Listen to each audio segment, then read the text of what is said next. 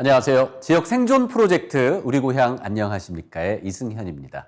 삶의 질을 결정하는 가장 중요한 요소, 바로 어떤 곳에 사느냐죠. 집은 단순한 물리적 공간이 아니라 주변 환경, 그 안에서의 생활, 공동체 모두를 포괄하기 때문인데요. MBC 강원 영동, 충북, 대전, 광주, 목포, 제주 MBC가 공동으로 마련한 프로그램 11번째 시간, 누구나 머물고 싶은 지역, 누구나 살고 싶은 집, 깊이 있는 대담으로 현안을 빠르게 진단합니다. 지역 소멸의 위기 속에서 우리의 살 자리, 주거 정책의 방향은 무엇인지 세종대학교 변창흠 교수와 함께 짚어보겠습니다.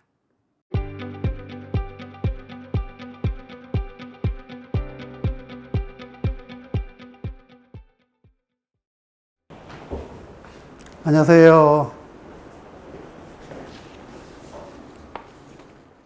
우리나라 주택 문제는 워낙 복잡하고 다양하게 되어 있습니다만 가장 큰 문제는 주택이 주거의 공간이라는 본질적인 기능을 넘어서서 이제는 이제 투자의 상품화, 또 금융화, 증권화 되어 있기 때문에 그것이 가장 본질적인 문제가 아닌가 이렇게 생각을 합니다.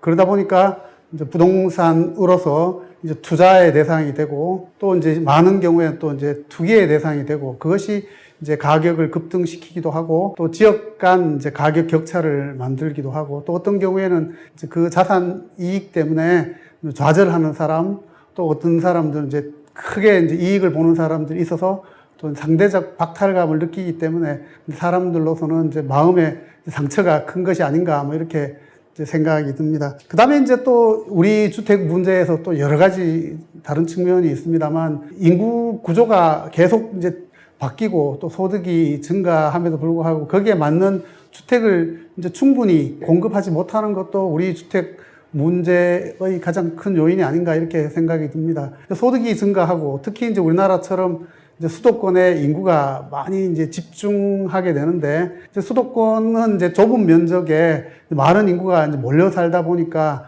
적절한 이제 토지의 공급이 좀 어렵고, 그러니까 이제 이미 살고 있는 집을 이제 재건축하거나 이제 재개발해서 새로운 주택을 공급해야 되는데, 그러려면 이제 기존에 이제 사는 사람들의 이익을 충분히 보장하면서 더 많은 주택을 이제 공급해야 되다 보니까 기존의 이제 재산권 보호의 문제나 도시 계획 문제, 건축 문제 이런 것들이 이제 복잡하게 어울리기 때문에 충분한 이제 물량의 주택을 안정적으로 공급하기 좀 어렵다. 뭐 이렇게 생각이 듭니다. 그리고 이제 그런 결과 주택 가격이 소득을 통해서 정상적으로 벌어서 확보하기 어려운 수준으로 높게 형성된 것이 가장 이제 본질적인 문제가 아닌가 이렇게 생각합니다.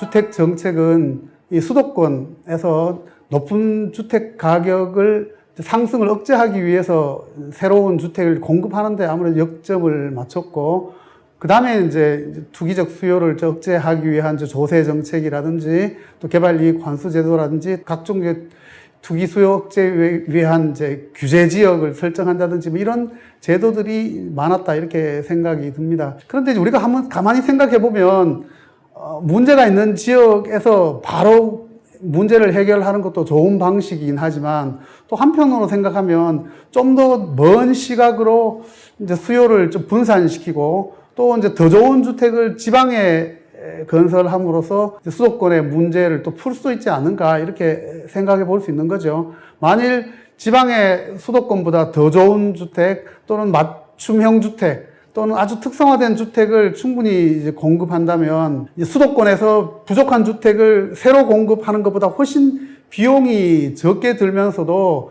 수도권 인구를 지방으로 유출할 수도 있고 지방에서 수도권으로 유입된 인구를 좀 차단하거나 또 잡아두는 효과가 있기 때문에 수도권의 주택 문제를 그만큼 압력을 줄여주는 효과를 기대할 수 있지 않을까 이렇게 생각합니다. 그래서 주택 문제를 오히려 지역 발전에 좀 좋은 계기로 활용할 수 있지 않을까 이렇게 이제 생각을 하는 겁니다. 어떻게 생각하면 주택을 통해서 지역을 발전시킬 수 있고 또 주택을 통해서 새로운 이제 수요를 유발할 수도 있고 또 주택을 통해서 지역의 여러 가지 복합적인 문제를 해결할 수 있는 수단으로 이제 우리가 활용할 수 있지 않을까 이렇게 생각을 하는 겁니다. 가령 예를 들어서 우리가 좋은 주택만 충분히 그리고 수요에 맞게 저렴하게 또 장기적으로 편안하게 거주할 수 있는 공간을 만들어 준다면 수도권에 거주하거나 또 다른 대도시에 거주하는 사람이 작은 도시나 농촌에 머물고 싶어 하는 사람이 충분히 많다고 생각을 합니다. 주택을 공급하는 것만으로도 지방에 내려오겠다는 사람이 10대 1, 20대 1 경쟁을 가지는 사례들이 워낙 많고,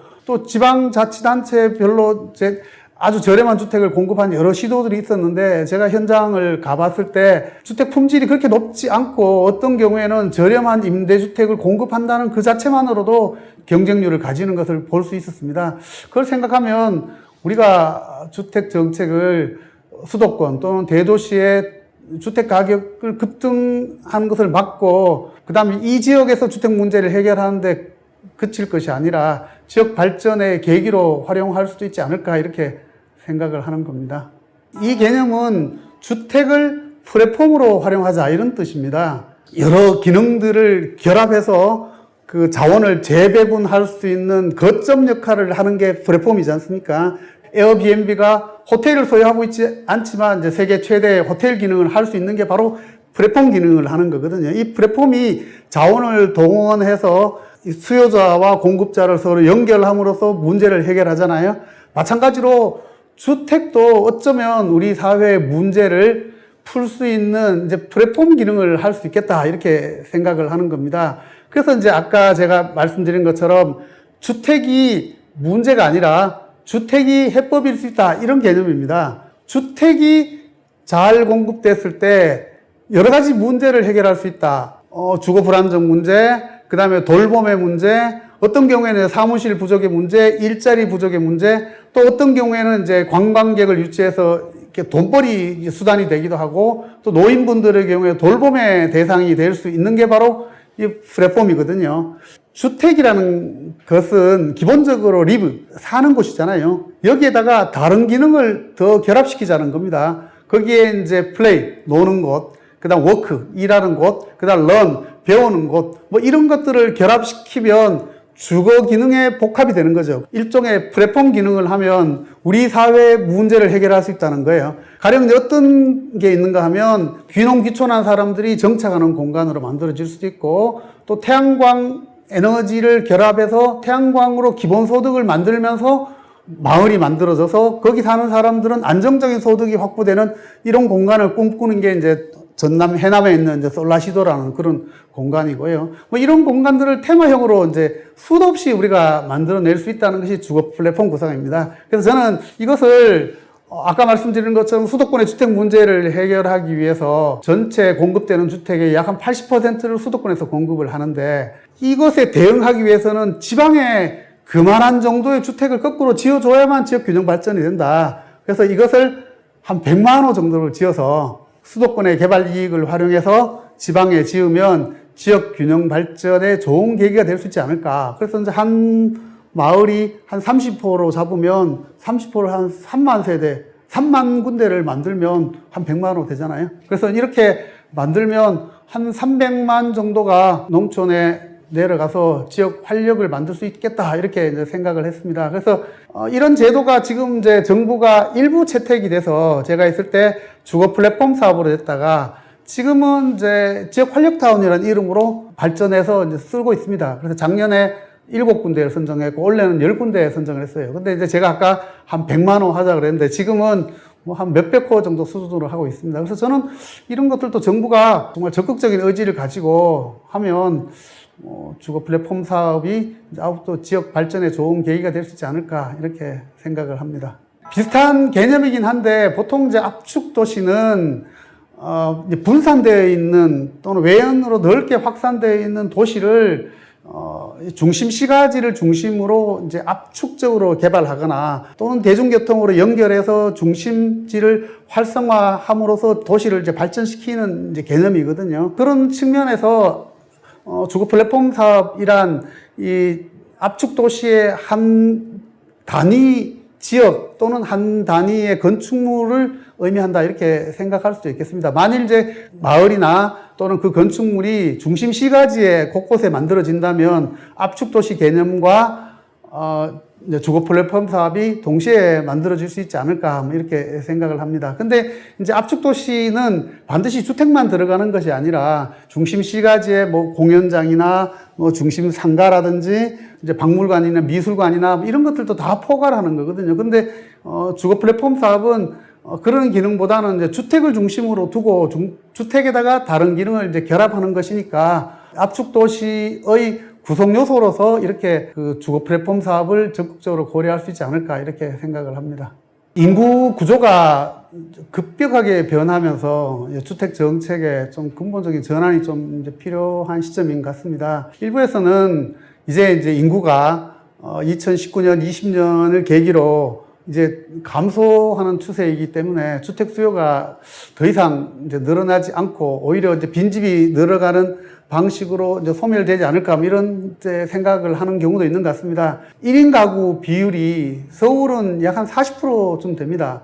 그런데 이 도쿄나 파리는 50%가 넘거든요. 그 얘기는 앞으로 서울의 경우에도 1인 가구가 10% 이상 늘어날 수 있다는 거예요. 그러면 그 서울의 인구는 줄어들 수 있지만 가구는 이제 그만큼 계속 늘어난다는 겁니다. 그래서 지금 이제 여러 추계를 한 대로 보면 가구 수는 2038년이나 39년까지는 계속 증가하는 걸로 되어 있습니다. 다만 가구가 변하는 거죠. 1, 2인 가구가 대부분을 차지하게 되고, 그 다음에 이제 고령 인구가 전체 인구에서 지금 올해로 20%를 넘어서서 초고령 사회가 되는 겁니다. 65세 이상의 고령 인구가 지금 이제 1000만을 넘어선 거죠.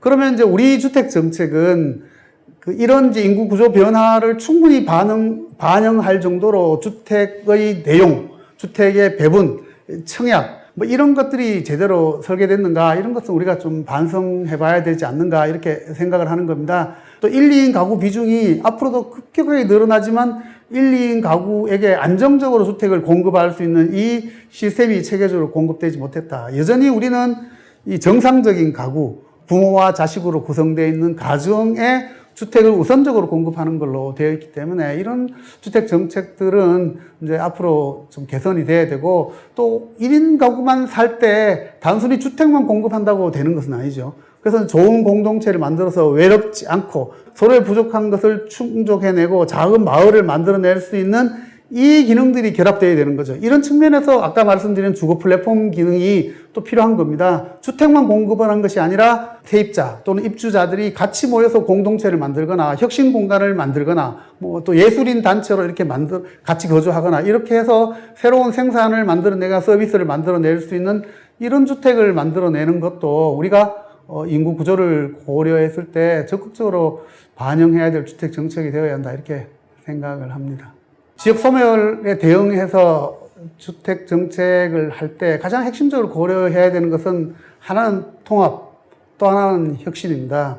통합은 주택을 주택 하나로만 쳐다볼 수는 없다는 거예요. 특히 농촌 주택은요, 국토교통부는 대부분 도시 주택 문제를 주로 다룹니다.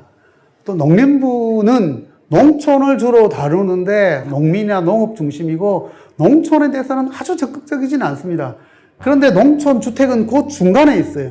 그러다 보니까 농촌 주택은 국토부와 농림부, 그리고 이제 노인들은 또 돌봄이 필요하잖아요. 그러면 거기는 이제 보건복지부 일이죠. 그 다음에 이제 거기에 사람들이 각종 문화생활이 필요하잖아요. 그러면 이거는 이제 관광체육부의 일이잖아요. 이런 방식으로 여러 부처의 일들이 결합되어야만 이 지역 소멸을 막기 위한 정책들이 완성이 된다는 겁니다. 그래서 부처 간 협력이 필요하다는 것이고, 아까 제가 그 정부 정책에 소개했던 지역 활력타운은 8개 부처가 결합되어서 지금 10개 지역을 선정을 하고 있습니다. 그것은 농촌 지역 문제 또는 지역의 주택 문제가 한 부처 일이 아니라 여러 부처가 결합될 때 완성될 수 있다는 것을 이제 보여주는 거죠. 그래서 저는 이제 이런 이제 통합의 정신이 필요하다는 것이고, 또 하나는 기존에 정책하던 것과 다른 혁신적인 방식이 필요하다는 겁니다. 아까 주거 플랫폼이라는 것은 지역마다 다른 속성을 가지는 거잖아요. 어떤 경우에는 돌봄이 만들어지는 주택, 또 어떤 지역의 경우에는 이제 학교 폐교를 막기 위한 주택, 또 어떤 경우에는 혁신 공간으로서 농촌 지역에서 창업하는 공간, 일본의 가미야마라는 지역에서 그런 사례가 있는데요. 이런 방식. 또 어떤 경우에는 문화예술인들이 모인 이제 타운도 만들어질 수 있고, 에너제로 주택도 만들 수 있고, 새로운 주택 유형이 만들어질 수 있는데, 이런 것은 기존에 없던 것이죠. 새로운 것을 만든다는 측면에서 혁신적인 아이디어, 창의적인 참여, 발상이 필요한 겁니다. 그래서 저는 이 혁신과 통합의 정신으로 주택 정책을 바라봐야만 농촌 지역의 소멸에 대응하기 위한 주택 정책이 완성될 수 있지 않을까 이렇게 생각합니다. 그래서 저는 이제 좋은 사례들을 널리 소개하고 또 끊임없이 여러 주체들이 모여서 또는 정부에서 여러 부처들이 모여서 지역 소멸을 막고 지역의 안정적인 주택을 특화형으로 공급할 수 있는 아이디어를 모으는 노력이 절실히 필요하다 이렇게 생각합니다.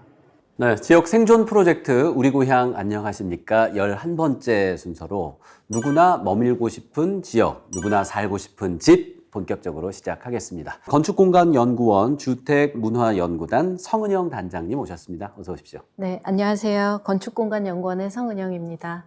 강원연구원 연구위원이자 강원특별자치도 도시재생지원센터 추용욱 센터장님 오셨습니다. 어서 오십시오. 네, 반갑습니다. 강원연구원 추용욱입니다.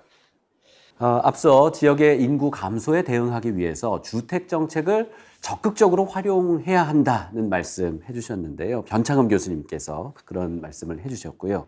두 분께서는 지역의 인구 감소와 주거 문제 어떻게 접근해야 된다고 보시는지요? 먼저 성은영 단장님. 저도 변 교수님의 의견에 전적으로 동의를 하고요. 사실 부가해서 좀 말씀을 드려보자면 인구의 총량 감소가 시작된 지가 이미 2020년 4년 전에 시작이 되었습니다. 그리고 1인 가구 증가로 인해서 주택 수요 총량은 크게 줄지 않았다. 그리고 빈집도 활용할 수 있다. 이렇게 희망적인 메시지로 받아들였던 게 엊그저 같은데 사실 2040년부터는 그 가구 수조차 줄 거라고 이제 전망이 되고 있는 상황입니다.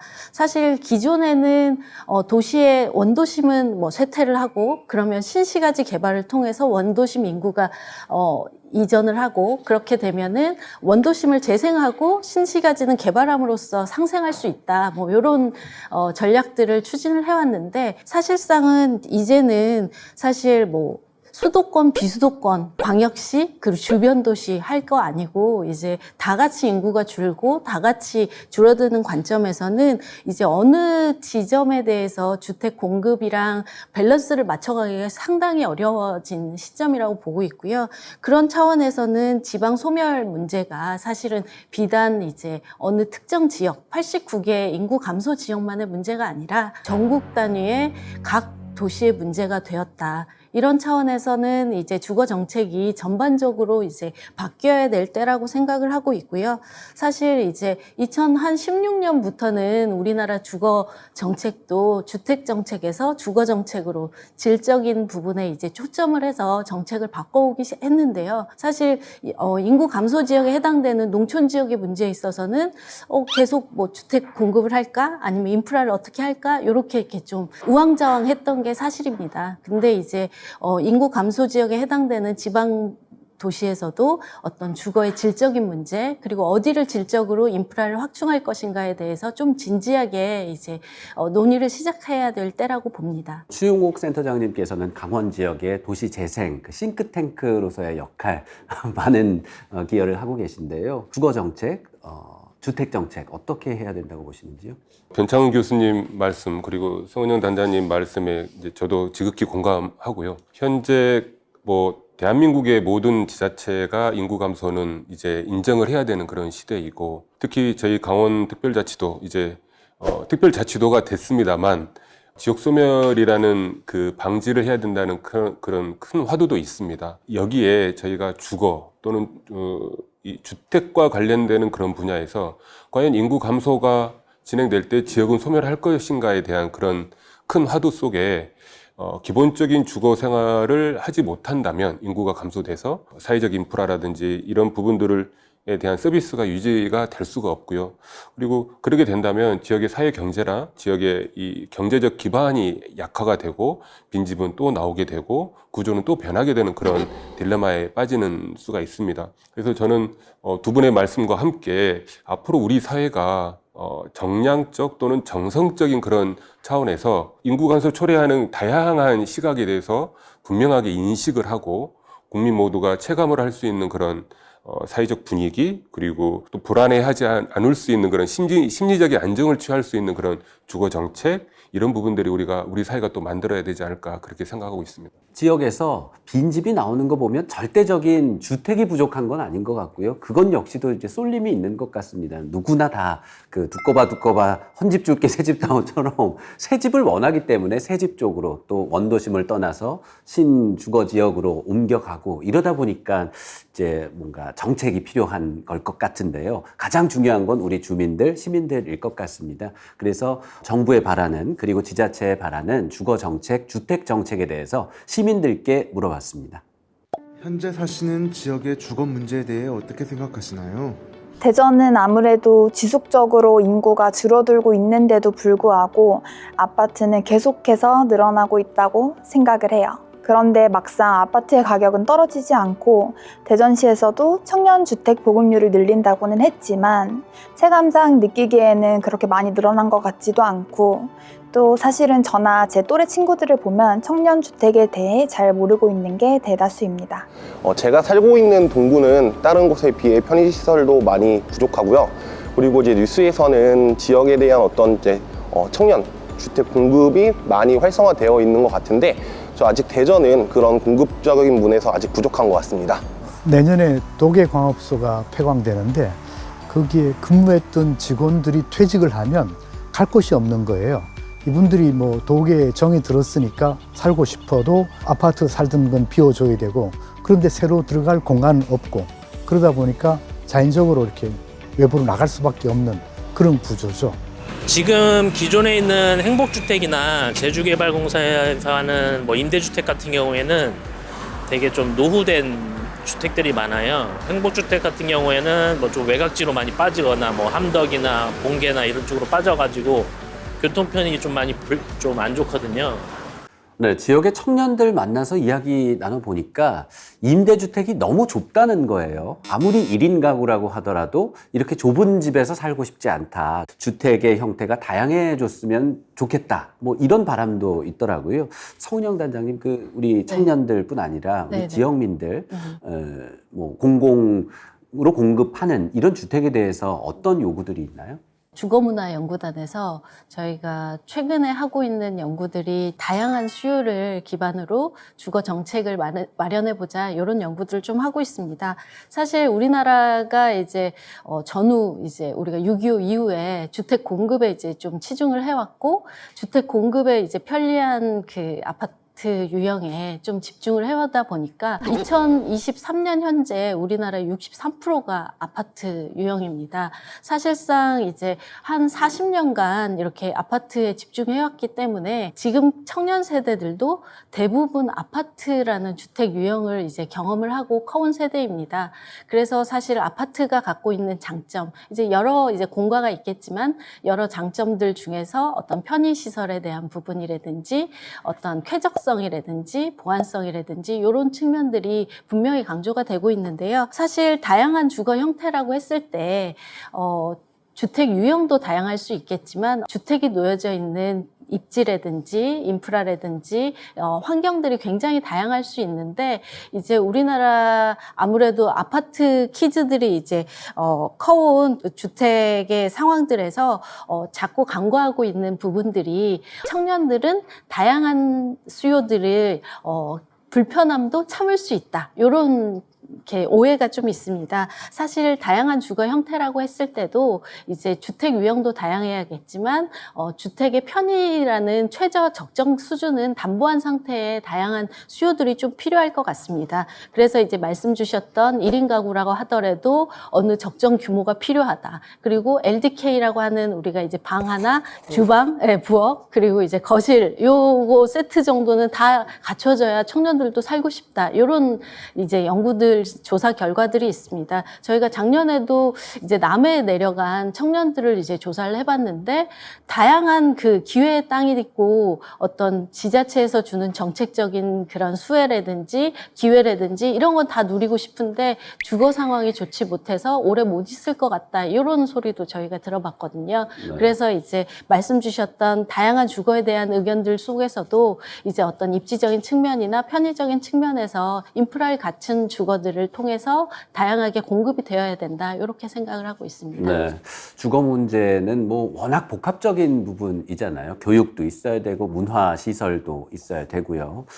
하지만 오늘은 이제 지역 인구 감소라는 관점에서 좀 논의를 해볼까 하는데요. 지역에서 인구가 점점 유출되고 출생률도 저하되면서 이제 인구가 점점 줄고 있는데 어떻게 하면 떠나지 않고 지역에 머물 수 있게 할까? 그리고 또 수도권 지역에서도 지역으로 인구가 좀 유입될 수 있을까? 뭐 이런 방안을 좀 이 자리에서 모색해 봤으면 좋겠습니다. 변창흠 교수님, 그 도시 재생 차원에서는 어떤 접근들이 있을까요? 농촌의 도시재생에 대해서도 성은영 단장님 말씀하신 것처럼 약간의 좀 기대와 좀 환상이 좀 있는 것 같습니다. 외국의 도시재생 사례를 보면 뭐 중세 때 지은 이제 주택이나 뭐 성 같은데 또 마을이 그대로 있는 경우도 있고, 그래서 우리도 농촌 지역을 과거에 있던 형태나 또 유산 그대로 마을을 보존하면 의외로 여기에 대해서 이제 큰 기대를 갖고 사람들이 돌아올 수 있지 않을까, 또는 여기 있는 분들이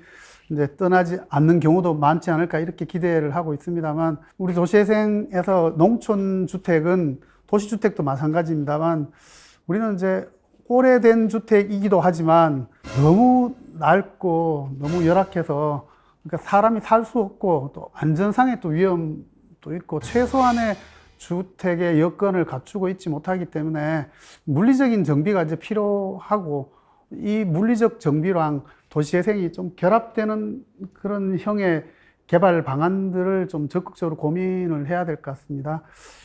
그런데 지금 이제 도시재생과 관련되거나 도시정비와 관련되는 각종 제도들은 도시지역에 적용하는 것을 전제로 되어 있거든요.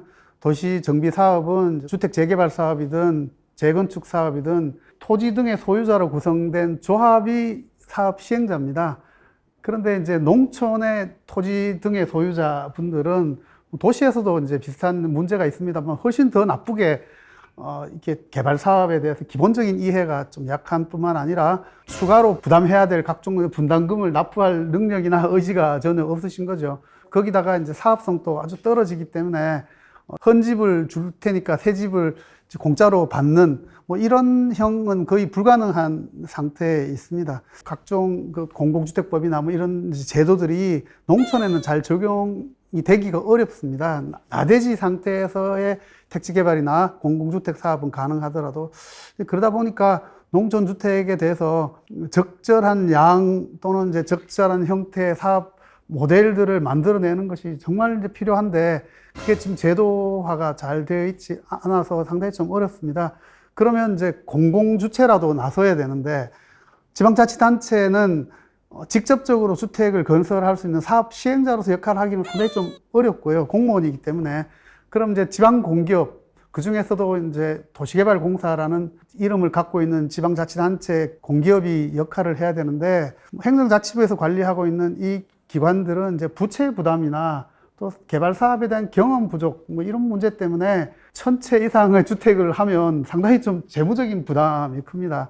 그러면 이제 LH와 같은 전국 조직이 이제 참여를 해야 되는데, 농촌주택에서는 사업성이 너무 부족하기 때문에 그 사업성 부족 부분을 누구가 보전해 줄 거냐가 명확하지 않은 상태에서는 사업하기가 상당히 좀 어렵습니다. 그래서 농촌주택에 대한 정부의 명확한 의지가 있어야 되고, 그 사업성 부족 부분 또는 이제 지방공기업의 경우에 부채 부분, 지역 주민들이 직접 재생사업으로 주택을 공급하거나 리모델링 하거나 할 때는 기술적인 자문이나 사업성 보존을 위한 제도적인 지원 또는 컨설팅 뭐 이런 것들을 종합적으로 지원하지 않으면 주택을 안정적으로 공급할 수 있는 뭐 신개발뿐만 아니라 이 재생을 통한 주택 공급도 상당히 좀 어렵고, 이 부분에서 문제 인식을 하고, 이것은 결국 이제 정부가 강력한 의지를 갖고 지원을 하고 특히 이제 자금 측면에서도 이제 국고보조금이나 주택도시기금 같은 것을 지원해서 안정적으로 사업을 할 수 있는 기반을 만들어야만 이 문제가 해결이 된다 이렇게 생각을 합니다.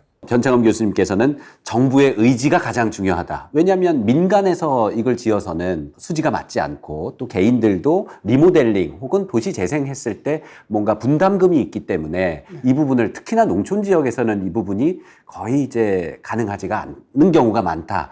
그래서 정말 어떻게 이 말씀만 들으면 사면초가인 것 같은데 어떤 방안을 하고 계신가요? 예, 추용욱 센터장님은 가장 고민이 깊으실 것 같습니다. 강원 지역엔 이제 고령 인구도 많고 또 빈집도 많이 늘고 있다고 하는데요. 강원도 빈집이 실태조사가 이제 처음 시행 2017년에 약 한 3,400호 정도였는데 23년 12월 기준으로 뭐 24년에 데이터는 약간 다르지만 6,700호 정도. 그래서 600원으로. 예, 한 50% 이상의 빈집이 늘어나게 됐고요. 이게 이제 이 구조를 좀 살펴보면 당시 17년에는 도시 쪽에 빈집이 상당수 있었다면 점차 시간이 지나면서 농산호촌에도 빈집이 다양하게 이제 나오기 시작했다는 겁니다.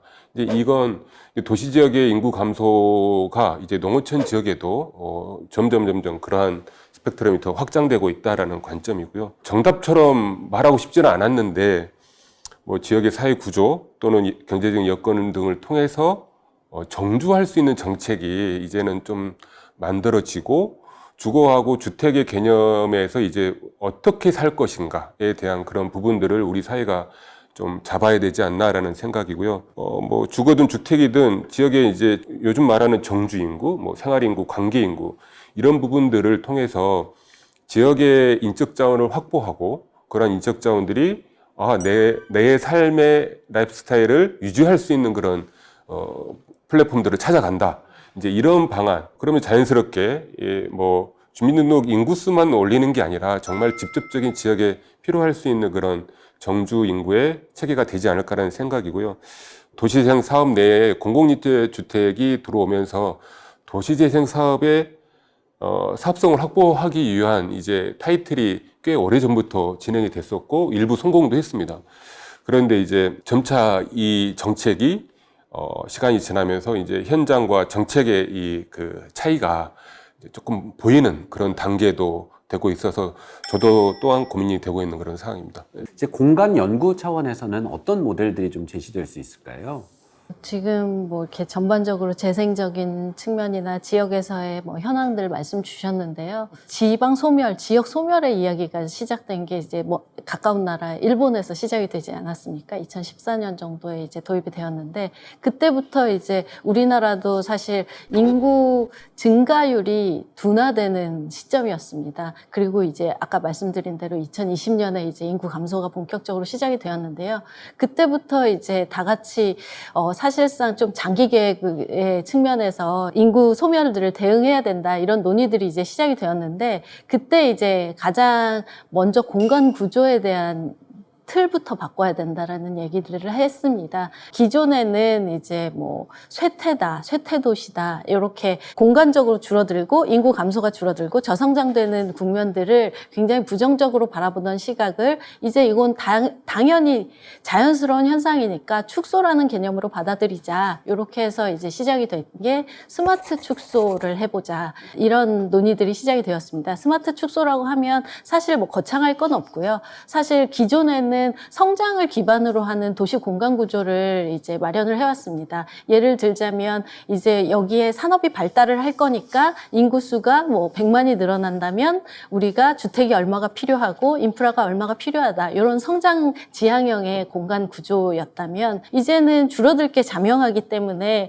인구가 감소한다면 공간을 어떻게 줄여갈 것인가에 대한 논의가 이제 필요한 시점이고요. 기존에 빈집이 많이 발생되고 이제 성장 시대에 만들었던 인프라들을 어떻게 줄여갈 것인가 요것들을 줄여가는 그 초점을 결국 거점을 잡아서 어디를 중심으로 줄여가고 인프라들은 좀 털어내서 공적 비용들을 좀 축소를 시키는 방향으로 가고 다만 이제 그 안에 사는 주민들이 어떻게 질적인 성장을 할 수 있고 어떻게 주거 환경의 수준을 계속 담보해 갈 수 있는지에 대한 축소의 논의를 가져가야 된다. 이런 차원의 이제 공간 구조 모델이 스마트 축소 모델입니다.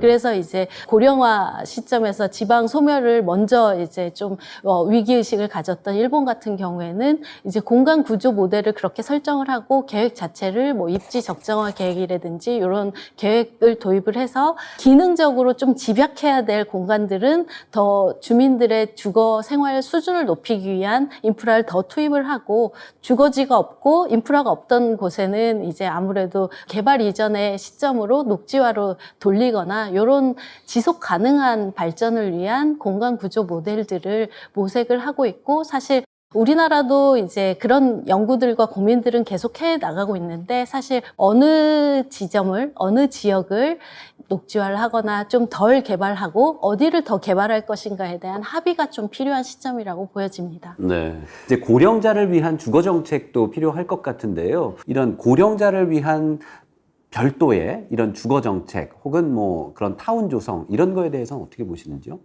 지금 정부에서 많은 사업들을 하고 있습니다. 이제 뭐 보건복지부 차원에서 어떤 뭐 요양보호라든지 이런 그 소프트웨어 사업들을 좀 이렇게 사람 인력을 지원을 해서 이제 거동이 불편하신 분들에 대한 이동을 도와드린다거나 아니면 의료적인 케어들을 도움을 주거나 이런 사업들이 많이 가고 있고요. 사실 이제 국토부 차원에서도 하드웨어적으로 고령자 복지주택이나 이런 사업들이 많이 가고 있습니다. 기존에는 조금 더 이원적으로 가던 소프트웨어 그러니까 지원이 필요한 사업들 플러스 이제 공간적인 제공이 필요한 사업들이 이제 같이 협업을 해서 이제 좀 진행을 해야 된다라는 논의들이 있고 그게 이제 좀 실현이 되고 있는 상황이고요. 그런 고령자에 대한 주거 지원에 대한 부분들은 모두가 이제 좀 공감하다시피 이제 노인들은 살고 있는 곳에서 계속해서 나이 들고 싶고 이제 죽음을 맞이하고 싶은 그런 욕구들이 있고 그걸 어떻게 이제 정부나 주택적인 주거 환경적인 지원들이 뒷받침을 해 나갈 것인가에 대한 논의가 되고 있고요. 그래서 에이징 인 플레이스를 위한 주거 정책이나 복지 사업 커뮤니티 케어 정책들이 좀 지원이 되고 있습니다. 사실상 이제 지방의 노인들은 조금 더 서울보다 열악한 상황에 놓일 수밖에 없는데요. 이제 저희가 이제 조사를 해봐도 서울에서는 한 10분 거리에서 모든 그런 인프라들을 노릴 수 있는 반면에 지방에 계신 노인들은 이제 특히 읍면 지역에 계신 분들은 차를 타고도 20분, 30분을 이동을 해야 병원에 갈 수 있고 이제 노인 복지센터에 갈 수 있고 거기서 체육시설들을 이용할 수 있고 이런 상황입니다. 그런 근린 환경 속에서 그런 시설들을 이용할 수 있도록 집약해주는 사업들이 이제 최근에 좀 각광을 받고 있고 민간 영역에까지 그런 고령자 복지주택에 대한 논의들이 좀 확대되고 있는 상황입니다. 네. 추용욱 센터장님께서는 이제 강원도 지역, 특히 영동, 강릉, 양양 이쪽은 또 뭐 서퍼비치에서 많은 젊은 분들도 유입이 되는 것 같은데요. 관광객 중심으로요. 하지만 여전히 뭐 영월이나 뭐 태백이나 이런 데는 계속 감소되고 있고 빈집들도 많이 늘어나고 있는데 재생 또 고령자에 맞춘 정책들은 어떤 것들이 연구되고 있나요? 단장님 말씀하셨던 이제 장소적인 장소 애착이라고 하잖아요. 근데 이제 장소 애착이 이 공간적으로 정서적인 유대감 그리고 심리적인 편안함 그리고 이제 동년배들 같이 함께 자라고 늙어가고 신체적 변화가 되고 있는 그런 사람들과 함께 있으면서 만족하는 그런 심리적인 환경이 엄청 중요하게 작용을 하고 있고 그래서 말씀하셨던 것처럼 다른 지역으로 떠나가고 싶지 않고 이곳에서 노년을 보내고 인생을 마감하는 그런 형태를 많이 취하고자 하는데요. 강원도는 조금 더 나아가서 고령자가 특화될 수 있는 그런 형태의 플랫폼을 만들고자 하는 그런 노력들을 좀 하고 있고요. 그래서 지금 연구를 계속 하고 있는 부분들이 이제 고령자 중심의 유니버설 건축이라든지 다세대와 함께 연결할 수 있는 하나의 밀집 뭐 빌라라든지 서울에서 이렇게 또는 경기도 일원에서 피턴, 유턴 새롭게 정착하시는 분들 중에 조금 탤런트를 발휘하실 수 있는 분들을 저희가 모집을 해서 뭐 의료라든지 교육이라든지 건강이라든지 레크레이션 이런 부분들을 응용하고자 하는 그런 작업들을 지금 도시재생 사업이나 또는 이제 마을 공동체 사업을 할 때 이제 그런 부분들을 좀 많이 적용하려고 노력을 하고 있고요. 그럼에도 불구하고 신체적 변화가 주는 심리적 변화는 굉장히 큰 사항이고, 강원도뿐만 아니라 전국적인 그런 현상에서 정말 고령자, 그리고 앞으로 고령자가 되어야 되는 이제 또 수많은 그런 분들에게도 적정한 기준의 그런 주택들이, 주거 정책들이 만들어지는 게 필요할 것 같습니다. 네, 장소 애착 말씀하셨는데요. 이게 이제 살던 곳을 떠나고 싶지 않다는 거잖아요. 그래서 그 커뮤니티 안에서 뭔가 주택 정책이 이루어지고 지원이 있어야 되겠군요. 맞습니다. 네. 변창흠 교수님께서는 주거 복합 플랫폼이란 개념을 말씀해 주셨는데요. 이걸 지역의 특성에 맞게 적용한다면 어떤 형태가 될까요? 이 주거복합 플랫폼은 이제 종류가 뭐 여러 가지가 있을 건데 그 중에 하나가 고령자의 은퇴촌 또는 이제 돌봄형 이제 주거 공간 또 주거복합 플랫폼의 하나라고 생각할 수 있습니다. 기존 주택에 이제 다른 기능들을 추가로 복합해서 넣는 게 이제 주거복합 플랫폼이죠. 근데 이제 그 다른 기능이 이제 돌봄 기능, 그 다음에 이제 공동체 기능 또는 이제 문화적인 기능, 뭐 각종 이제 의료 지원 서비스 기능들을 이제 주택의 일부라도 집어넣어서 주택뿐만 아니라 이제 다른 기능들의 역할들을 대신해 줌으로써 다른 지역으로 옮기지 않고 지역에서 이제 해결할 수 있다. 뭐 이것이 이제 기본적인 개념입니다. 일본의 평생 활양 마을처럼 마을이 하나의 이제 공동체가 돼서 마을에서 돌봄 기능하고 그다음 일자리 기능이나 뭐 봉사 기능, 뭐 노노 케어 기능들이 이제 같이 결합되는 이런 형태로 이제 복합 기능이 만들어질 수가 있고, 새로운 이제 타운 형태로 노인 전용 타운이 만들어지는 거죠. 그래서 이제 지금 고창에 보면 이제 서울 시니어스 고창 타워라고 이제 그 농촌형 이제 주거 복합 단지로는 이제 가장 성공한 케이스가 있는데, 뭐 그런 방식으로 그 노인들의 전용 공간이 이제 만들어진다면 농촌 노인 주택 문제를 부분적으로 해결을 할 수가 있지 않을까 이렇게 생각을 합니다. 문제는 이제 실제 이제 노인분들에게 물어보면 대부분이 내 집에서 그냥 살겠다 이렇게 단언을 하시거든요. 그게 심각한 부분이고, 한 마을에 뭐 평균 나이가 70 넘는 경우가 있고요. 그분들이 떠나질 않으시고 농촌에 젊은 분들이 거의 들어오지 않는 경우가 많기 때문에 그 경우에 한 10년 정도를 현 상태로 유지하게 되는 경우에는 상당히 좀 심각한 상태가 되기 때문에 이제는 어떤 지역은 다른 데로 모으고 또 어떤 경우에는 그 지역에 새로운 분들을 유입시켜서 복합화하는 이런 노력이 필요하고, 또 멀리 떨어져 있는 가구인데도 끝까지 집 옮기기 힘들어 하시는 분들이면 그냥 집을 리모델링 하기보다는 요즘 뭐 이동식 주택이라도 만들어서 그분이 거주하게 하고, 그 다음에 어느 시간이 지나면 이제 그 집을 다시 모아서 다시 재편하는 이런 노력까지도 우리가 복합적으로 좀 바라봐야만 농촌 노인주택 문제를 좀 해결할 수 있지 않을까 이렇게 생각합니다. 네, 변창흠 교수님께서 말씀하신 것과 연장선으로 시간이 더 흐르면 그 어르신들이 돌아가시고 나면 그 빈집으로 남게 될 수도 있을 것 같은데요. 농산 어촌 지역 혹은 뭐 지역의 빈집 문제, 그 통계적으로는 지금 현재 어떻습니까? 성은영 단장님. 네, 우리나라 이제 빈집의 총량 전수조사라고 하는 게 이제 본격적으로 시작된 거는 올해인 것 같고요. 전수로 파악할 수 있는 조사는 주택 총조사인데요. 호수로 봤을 때 한 160만 호 정도가 이제 빈집에 해당됩니다. 앞으로는 조금 더 심각해질 부분이 이제 기존에는 그냥 단독주택이라든지 오래된 이제 주택들, 그리고 이제 주거 정비를 기다리는 정비구역들에 해당되는 그런 다세대 주택, 다가구 주택이 꽤 도시 내에 있는 빈집으로 많이 잡혔다면, 미분양 물량에 해당되는 신축의 아파트를 포함해서 이제 굉장히 오래된 아파트들의 이제 빈집이 이제 발생되기 시작해서 공동주택, 그러니까 법적으로 구분 소유를 할 수 있는 집합주택들에서도 빈집이 이제 나타나고 있고, 사실상 전체 그 빈집의 한 60% 가까이가 이제 공동주택 빈집이 되면서 빈집 문제는 굉장히 심각해질 것으로 이제 통계치들로는 좀 저희가 전망을 하고 있고요. 도시 지역들은 10% 미만의 빈집률을 보이는 반면에 이제 읍면 지역에 해당되는 우리 이제 농촌 지역들에서는 이제 전체 주택의 15% 이상이 빈집으로 이제 비어 있는 형태가 되고 있습니다. 그럼 동네 마을의 분위기도 굉장히 좌우될 것 같네요. 지금 강원 지역에서의 그런 빈집 문제, 지금 고령으로 인해서도 있을 것 같고요. 뭐 이주에 의해서도 다양한 원인들이 있을 것 같은데 지금 어떻게 접근을 하고 있나요? 강원도에서는 현재 빈집을 이제 그 강원자치 광역도청에서 1년마다 계속 조사를 하고 있습니다. 17년부터 계속 조사를 하고 있고요. 운영과 관련된 정책은 지자체 권한으로 이양이 됐습니다.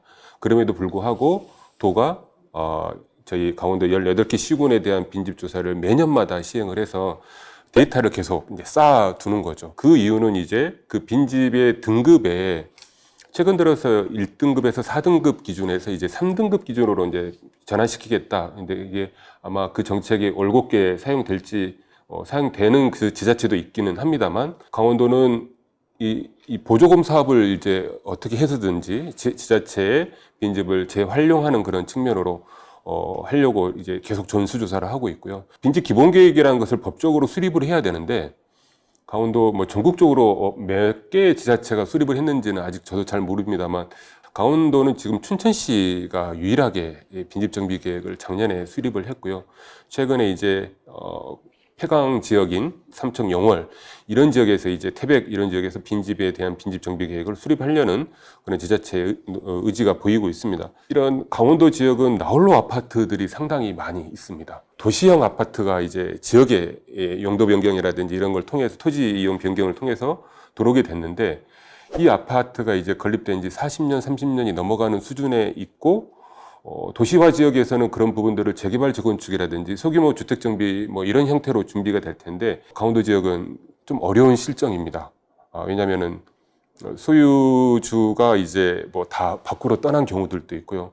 아파트 한 채만 딸랑 있으니 경제적인 그런 측면에서는 효과가 안 될 수도 있고, 여러 가지 말씀을 많이 드리고 싶습니다만, 지금 지역 소멸 시대에서 빈집은 나타날 수밖에 없고, 그나마 좀 큰 도시인 춘천, 원주, 강릉도 계속 나오고 있고, 폐광 지역이라든지 이 저희 그 탄광 지역에서의 빈집은 계속해서 증가를 하고 있다. 특별한 답을 내리기보다는 이걸 제대로 잘 조사를 하고 앞으로 5년 단위, 10년 단위 수립할 수 있는 마스터 플랜이 지역에 꼭 필요하지 않을까 그렇게 생각하고 있습니다. 네, 춘천이 이제 모델이 돼서 맞습니다. 전국의 어떤 벤치마킹의 사례가 될 수가 있겠군요. 네. 지금 강원연구원에서 도시 재생을 담당하고 계셔서 부담도 굉장히 크실 것 맞습니다. 같기도 한데요. 또 변창흠 교수님께서는 LH 사장 시절부터 빈집 이음 사업을 시행을 하신 적이 있네요. 빈집을 이제 비축하고 나중에 이제 도시재생 사업이나 또는 정비 사업에 이제 활용하기 위해서 이제 미리 확보하는 이제 사업입니다. 그 당시에 이제 100호를 매입하기로 하고, 또 장기적으로 2030년까지 한 5,000호를 이제 매입해서 비축한 후에 나중에 이제 정비 사업을 하거나 또 집단적인 정비를 할 때 그 이제 기본 재원으로 이제 활용하기 위해서 이제 시작을 했던 사업입니다. 한편으로는 이제 빈집을 리모델링해서 잘 쓸 수 있도록 이제 유도하는 게 이제 필요하고, 다른 나라의 경우에 우리도 이제 참조할 만한 것은 이렇게 비축했다가 나중에 이제 정비하는 것도 필요하지만 리모델링해서 잘 활용하는 것이 필요한데, 일본의 경우에 보니까 어떤 경우에는 리모델링을 잘해서 마을 전체가 아예 호텔 용도로 이제 쓰여서 그 빈집을 이제 관광 숙박용 또 외지인이 참여하도록 이렇게 유도하는 용도로 쓰이는 경우도 있고, 이렇게 또 활용하는 게 좀 다양한 것 같습니다. 그래서 저는 우리가 이제 이 빈집을 쳐다볼 때 집 단위로 뭐 몇 채씩 이렇게 리모델링 하는 것을 이제 지원하는 이런 제도도 필요한데, 저 마을 단위로 또는 지역 단위로 좀 복합적으로 정비하거나 또 복합적으로 테마형으로 이제 활용하는 방안들까지 보면 지역을 훨씬 더 다양하게 좀 활용할 수 있는 좋은 수단으로 쓰일 수 있지 않을까 이렇게 생각합니다. 네, 인구 소멸 시대에 빈집은 점점 늘어날 수밖에 없을 것 같은데요. 전남 강진군에서는 이제 빈집 문제를 해결하기 위해서 적극적으로 나서고 있고 성과도 나오고 있다고 하는데 함께 한번 보시죠. 어떤 계기로 이 공간이 조성이 됐나요? 처음에 이제 청년마을 사업을 시작하고 이제 참여자들을 모집을 하게 됐었는데, 첫 해에 내려왔던 참여자들 중에 거의 한 80% 이상이 지역에 남고 싶다는 의사를 밝히는 모습을 저희가 보게 되었어요. 근데 사실 지역에는 빈집도 많고 유휴 공간이 굉장히 많기는 하지만 이런 외지의 사람들이 들어왔을 때 점유할 수 있는 공간이 없거든요. 이제 친구들이 머물고 싶은데 있을 수 있는 곳이 없다. 이런 얘기를 듣게 되었고, 그때 당시 이제 행정안전부에서 청년마을 공유주거 조성 사업이라는 걸 진행을 했었는데, 이런 의견들을 저희는 충분히 반영을 해서 이제 그 목적성을 가진 공간을 가지고 사업 계획서를 좀 제출을 하게 됐고, 선정이 되어서 조성이 되게 된 공간입니다.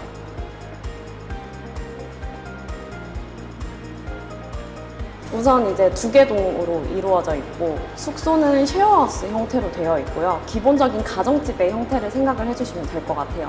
그래서 공용으로 사용할 수 있는 키친과 거실 공간이 있고, 2인 1실로 사용할 수 있는 개인 생활 공간이 갖춰져 있는데, 선택적으로 공용의 시간을 보내거나 따로의 시간을 보낼 수 있는 이런 공간들을 좀 구상을 하게 되면서 숙소 공간을 지금의 형태로 만들게 되었고요. 한 층에 4명씩, 그래서 성화객잔에는 최대 이제 한 번에 8명의 인원이 수용이 가능하고, 읍에도 동일한 구조이기 때문에 저희는 최대 16명까지의 인원을 수용할 수 있습니다.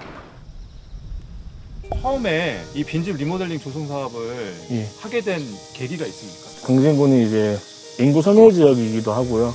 그다음에 빈집들이 너무 많아서 저희가 그 빈집을 어떻게 활용할까 하다가 저희 지금 하고 있는 리모델링 사업을 통해서 입주자를 이제 모집하자라는 취지로 이렇게 해서 인구 유입 사업을 하고 있습니다. 우선 강진군과 집 주인이 이 빈집 매물을 5년 또는 7년으로 무상 계약을 합니다. 빈집 리모델링 공사까지 완료를 하고요. 공사가 끝나면 강진 품회라는 사업명으로 강진군 외부인을 입주자를 선정하는 그런 사업입니다. 기존에 사신던 주민분들도 만족하고요. 그다음에 새로 들어오신 분들도 입주자들, 기존의 분들과 잘 지내면서 지내고 계십니다. 아직까지 민원이 발생한 적은 없습니다.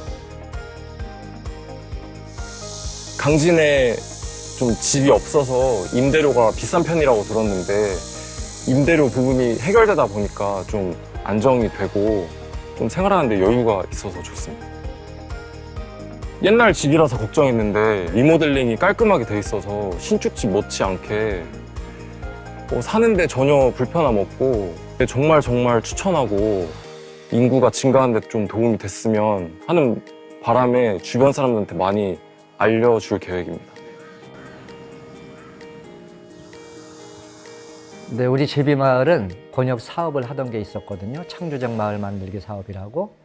그 사업의 일환으로 선진지견학을 제주도 아방마을을 다녀왔어요. 거기에서는 육지에서 제주도로다가 유학을 시키는 그런 제도가 있더라고요. 그래서 그거를 우리가 모티브를 삼아서 우리 마을에도 타 시군에 있는 학부모 가정들을 이주를 하도록 해보면 안 될까 해서 그걸 짓게 됐는데 14가구를 지었어요. 그래서 지금 16명이었던 학생 수가 불과 3년 사이에 56명으로 늘었어요. 그래서 완전히 학교와 마을을 살리게 되었답니다.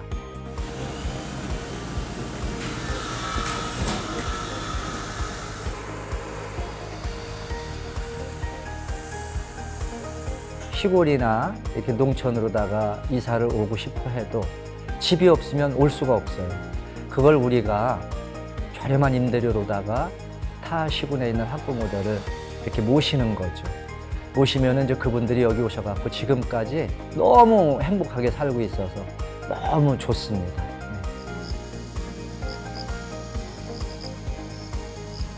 여기 이주하게 된 거는 일단 아이들을 시골에서 키우고 싶은 그런 생각이 있었거든요. 저도 이제 시골에서 자랐고 어릴 때는 많이 뛰어노는 게 가장 좋을 거라고, 아이들한테 가장 좋을 거라고 생각을 해서 이제 알아보다가 이제 여기는 이제 초등학교 다니면 이제 거주 비용이 거의 안 든다고 들어가지고 이게 지원해서 오게 됐어요. 그 제비둥지에 살면서 좋은 점은 일단은 교육에 들어가는 비용이 일단은 거의 없는 거, 유치원에서 이제 필요한 경비 같은 거 다 지원이 되고, 이제 그 초등학교에 다니게 되면은 아주 저렴한 가격으로 살 수 있으니까 주거 비용이 거의 안 들어간다고 봐도 될 것 같아요. 농촌 여기 귀촌에서 아이들을 키우고 싶으신 분들은 주거가 가장 중요할 것 같고, 이제 그 시골에는 저희도 이제 꽤 많이 찾아보다가 이 제비둥지를 발견한 건데 의외로 월세 주택 같은 게 별로 없더라고요. 그래서 이렇게 그 지역에서 하는 사업 같은 걸 잘 찾아보셔가지고 하면은 좋을 것 같고, 아이들의 일단 행복도는 되게 높아지고, 이제 제 입장에서도 아이들이 좋아하니까 저도 만족도가 꽤 높은 것 같아요. 네, 오랜 기간 방치되어 있는 빈집을 집주인과 협의해서 이제 리모델링을 한 후에 지역에 이주를 원하는 사람에게 10,000원에 임대한다. 이런 아이디어로 시작을 해서 좀 성과를 내고 있는 것 같은데요. 이게 좋은 유인책이 될 수도 있을 것 같습니다. 네, 그런데 또 빈집이 발생했을 때 저 빈집세란 걸 적용할 수도 있나요, 법적으로? 사실 이제 빈집 등 그 소규모 주택 정비법에 의해서 저희가 이제 각 지자체별로 빈집 정비 계획을 이제 수립하도록 되어 있습니다. 그래서 이제 빈집 정비 계획을 하기 위해서는 빈집 실태 조사를 해야 되고요. 실태 조사를 해서 빈집들의 상태에 따라서 양호하거나 불량하거나 등급을 나눕니다.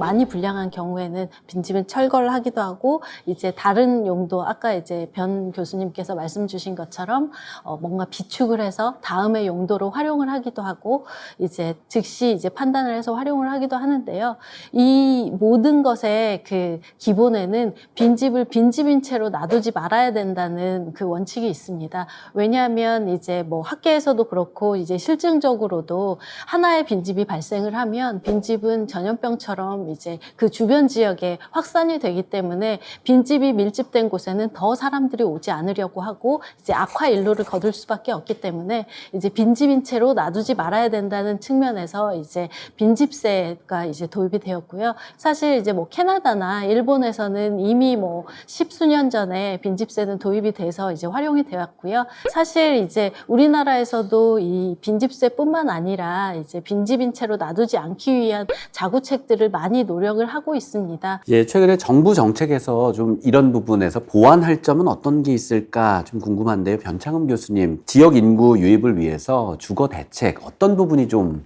보완이 돼야 될까요? 농촌 지역에 또는 이제 지방에 인구가 안정적으로 유지되는 것이 이제 가장 중요한데요. 현재 청년들이 떠나지 않아야 되고, 두 번째는 이제 외부에서 다른 이유로 농촌이나 지방에 이제 다시 내려와서 새로운 이제 삶의 기회를 찾아야 되는데, 떠나지 않게 하기 위해서는 지역에서 안정적인 이제 일자리를 확보할 수 있어야 되지 않습니까?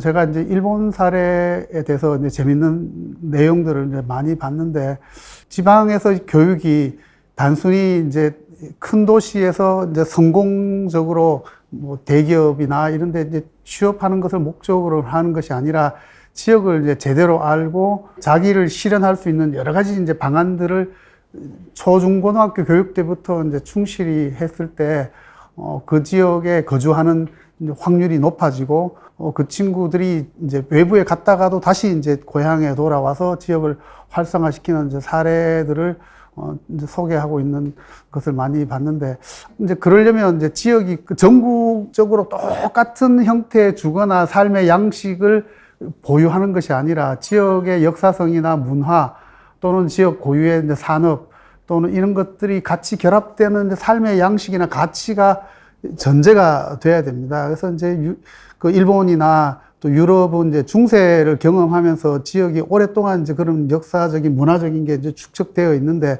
우리도 흩어져 있는 이제 그런 역사 문화적인 흔적이나 지역 자산들을 이제 찾아내서 그것이 이제 어릴 때 이제 교육에서 이제 계속 반영되면서 지역이 머물고 싶고 또 가치 있고 의미 있는 공간이라는 인식을 공감한다면 지역에서도 이제 새로운 일자리가 만들어지고 또 지역에서 자기를 실현할 수 있고 성공적인 이제 삶을 살 수 있다는 가치가 만들어질 수 있지 않을까 이렇게 생각합니다. 자, 우리 주거 대책에 대해서 이야기를 또 1시간 해봤는데요. 끝으로 이것만큼은 꼭 해야 된다 강조해 주실 부분들을 한 분 한 분 좀 말씀해 주시죠. 먼저 추용욱 센터장님께서 말씀해 주시죠. 예. 어쨌든 저희 이제 글로벌 사회이고 또 더 나아가서는 기후 변화, 탄소 중립, 스마트 AI 이렇게 다양한 사회적 변화가 이루어지고 있는 시대를 또 살고 있는데, 또 굉장히 기본적인 아주 1차원적인 형태에서의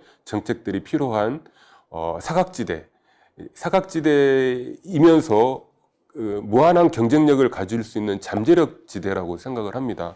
그런 부분들에 우리가 인구 감소 지역 소멸로 인정해야 될 부분들은 지극히 인정을 하고, 더 나아가서 미래 세대, 현재 세대와 미래 세대의 새로운 길을 만들어 간다는 그런 목적과 의식으로 이 주거 정책 그리고 다양한 사회적 정책이 만들어지고 진행이 되었으면 하는 바람입니다. 네, 성은영 단장님께서 말씀해 주시죠.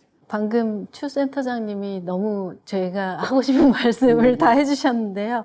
저는 거기에다가 조금 더 얹어보자면 인구 감소나 가구 축소 그리고 지역의 축소, 지방 소멸까지 이렇게 굉장히 어려운 현실에 부닥쳐 있지만 지금 여건이 굉장히 또 빠르게 변하고 있고 이런 상황일수록 이제 공간 구조에 대한 부분이라든지 주거 정책은 조금 더 이제 큰 그림을 그리고 단계적으로 좀 추진을 했으면 좋겠다라는 생각이 들고요.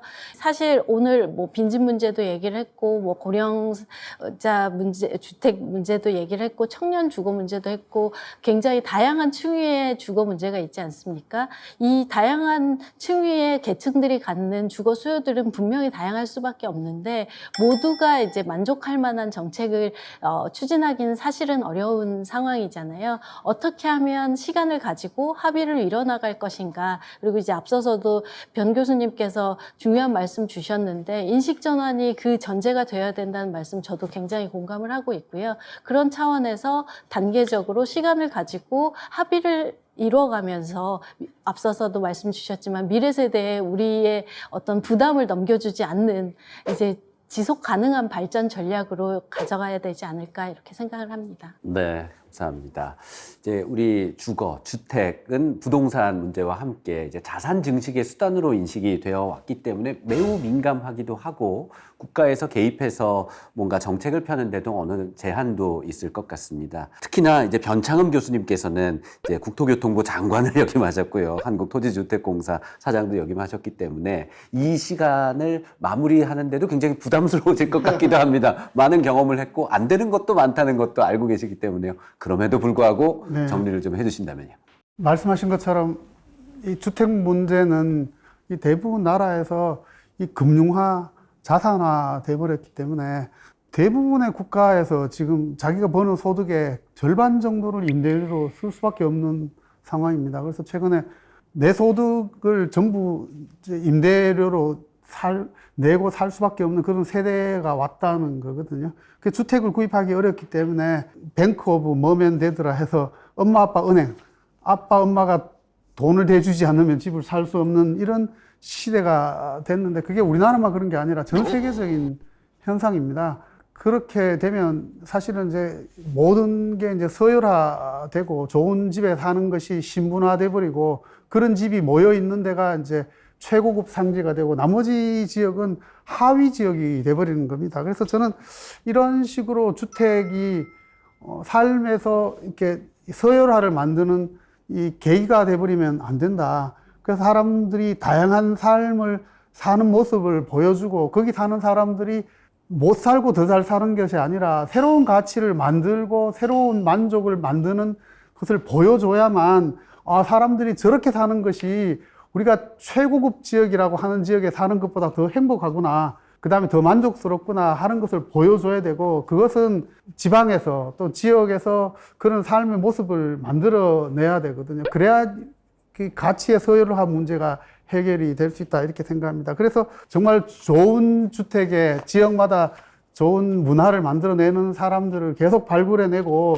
그분들이 보람있고 자랑스러워 하듯이 다른 분들도 우리도 이렇게 만들자라는 것이 지역마다 경쟁적으로 좀 만들어지면 좋겠습니다. 그러면 이게 지역에서 이렇게 행복하게 삶을 영위하는 개척자들이 계시고 그런 문화가 있구나. 우리도 그런 삶을 살자. 지금이 아니면 나이 들어서 그 다음에 좀 떠날 때 이렇게 살자는 게 좀 전체적으로 우리 사회를 변화시킬 수 있는 그런 문화가 만들어지면 좋겠습니다. 네, 말씀 잘 들었습니다. 네, 오늘도 편지가 이 시간 되니까 도착했습니다.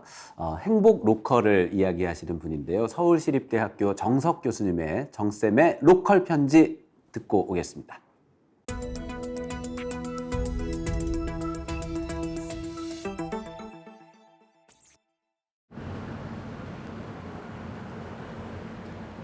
정쌤의 로컬에서 온 편지, 서울시립대학교 정석입니다.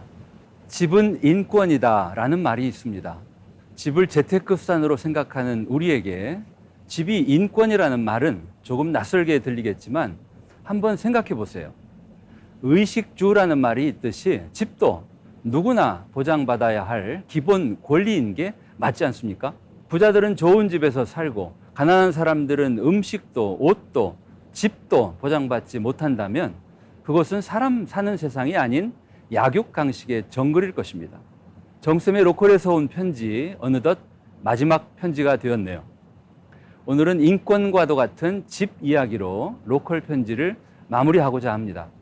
서울 SH공사의 공익 광고 중에 집은 사는 것이 아니라 사는 곳이다 라는 말을 들었던 기억이 있을 겁니다. 사고 파는 물건이나 부동산으로서의 집이 아니라 누구나 편안하게 쉬고 단잠을 잘 수 있는 사는 곳으로서의 집을 강조한 표현입니다.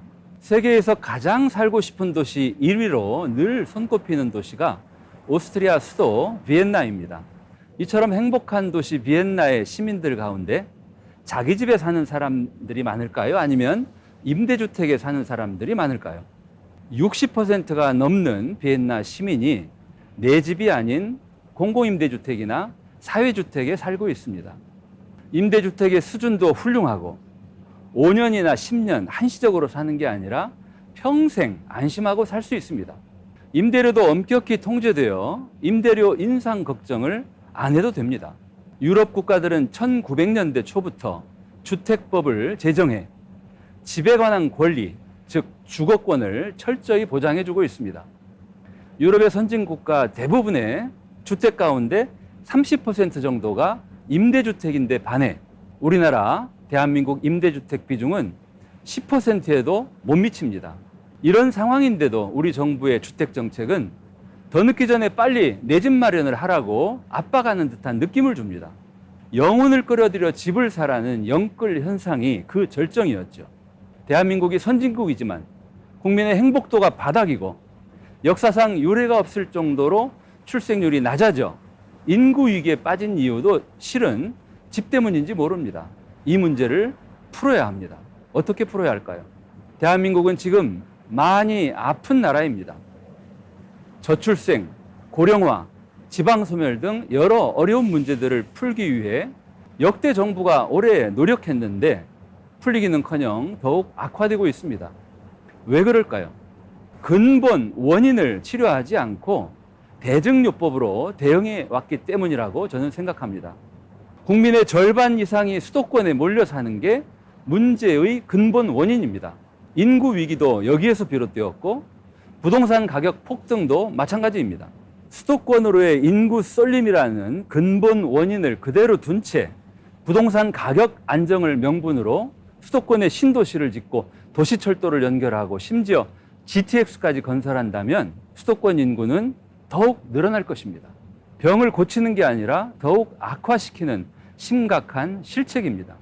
대한민국 인구가 급격히 줄고 있고 전국의 빈집과 빈상가 사무실이 수백만 채로 늘고 있는데 왜 신도시를 건설하고 아파트를 지을까요?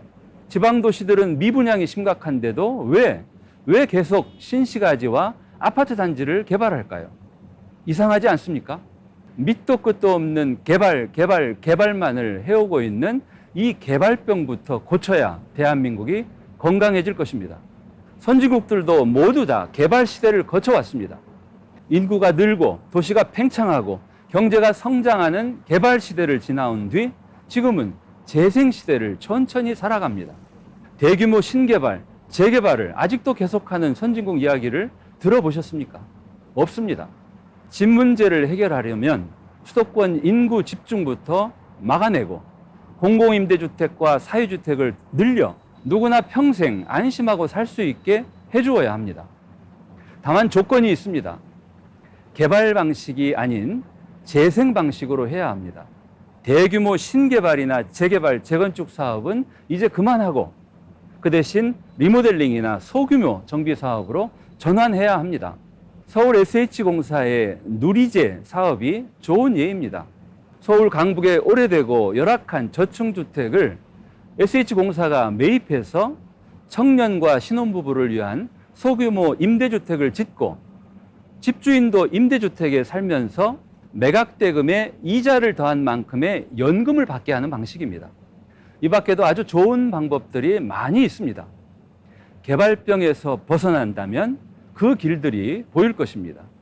크게 신개발, 재개발하는 그 신재에서 벗어나 작게 고치고 채우는 작고채로 우리 도시를 돌보고 되살려야 합니다. 집 때문에 고통받지 않아도 되는 대한민국을 함께 만들어 갑시다. 정쌤의 로컬에서 온 11번째 편지였습니다. 고맙습니다. 네, 자산으로서의 비중이 큰 우리의 주거 현실 속에서 수도권 쏠림 현상은 이제 수도권과 비수도권의 지역 양극화를 심화시키는 요인이 되고 있습니다. 주거권이라는 기본권 측면에서뿐 아니라 지역 균형 발전의 측면에서 주거 정책을 펴야 할 때가 아닌가 하는 생각을 해봅니다. 네, 6개의 지역 MBC가 함께한 지역 생존 프로젝트 우리 고향 안녕하십니까? 오늘 순서는 여기서 마치고요. 다음 주 마지막 총정리 시간으로 돌아오겠습니다. 함께해 주신 여러분 고맙습니다.